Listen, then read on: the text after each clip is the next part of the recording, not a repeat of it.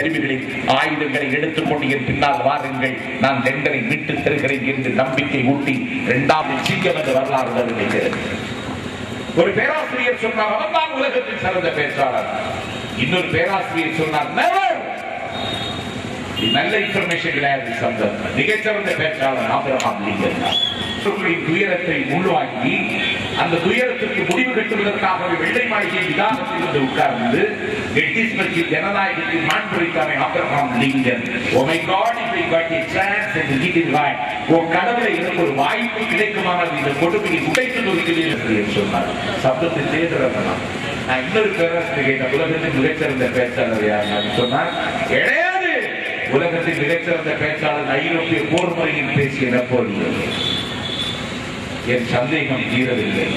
இன்னொரு பேராசிரியரிடத்தில் கேட்டேன். அவர் சொன்னார், சம்பத் உலகத்தின் மிகச்சிறந்த பேச்சாளர் Garibaldi. I offer neither pay nor quotas nor professions. I offer hunger, thirst, force, martyrs, baptisms and death என்று மூடி முளைக்கலாமே விடுதலை கிழத்தில் அந்த கரிபால்டி தான் உலகத்தின் மிகச்சிறந்த பேச்சாளர். என் சந்தேகம் தீரவில்லை. இன்னொரு பேராசிரியரிடத்தில் கேட்டேன். அவர் சொன்னார், சம்பத்து போல்ஸ்விக்கு புரட்சியை பேசிய டிராக்ஸ்கி என்றார். திராவிட இயக்க சித்தாந்தத்தை தெரிந்து கொண்ட ஒரு பெரியவரிடத்தில் கேட்டேன்.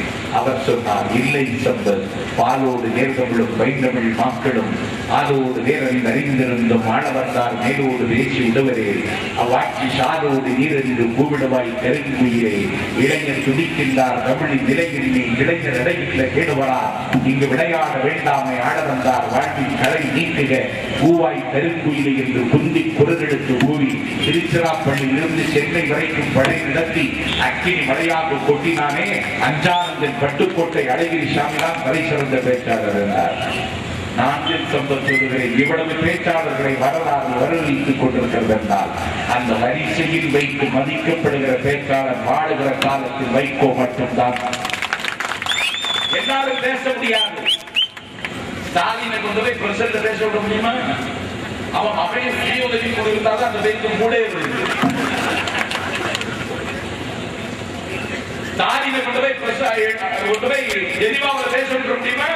முடியாது. ஜெயலலிதா கடல் கடந்த நாட்களை பேசிட்டு வந்துருவாங்களா அந்த அம்மா? முடியாது. கடல் கடந்த நாட்டு போய் பிரசல் பார்லமெண்ட்ல பேசுறவங்க அரசியல் ஆளுமை விட்டு போராட சொல்றோம். லட்சிய வேட்கை வேணும். நான் சார்ந்திருக்கிற என் தமிழீழ மக்களுக்கு விடுதலை பெற்றுத் தருவதற்கு இங்கே வந்தால்தான் பேச முடியும். அங்கேயும் பேசலாம். வைகோவை இயக்குவது லட்சிய வேட்கை. எவமானவனாலும் முதலமைச்சராகலாம். ஓபிஎஸ் உத்தரவுல முதலமைச்சரா இன்னும் லட்சத்தையே எடுக்க மாட்டேங்கிறோம்.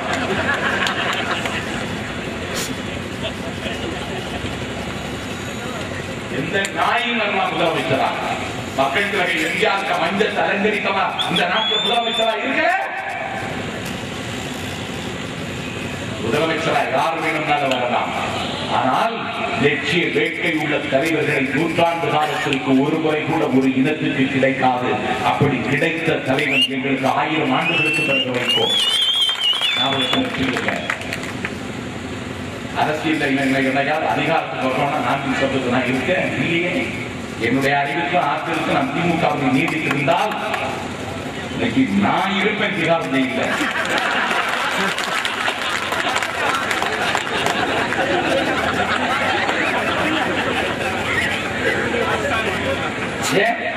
காங்கிரஸ் கட்சியில் இருந்தா மீரா ராஜா இப்ப நான் போட்டுட்டு இருப்பேன்.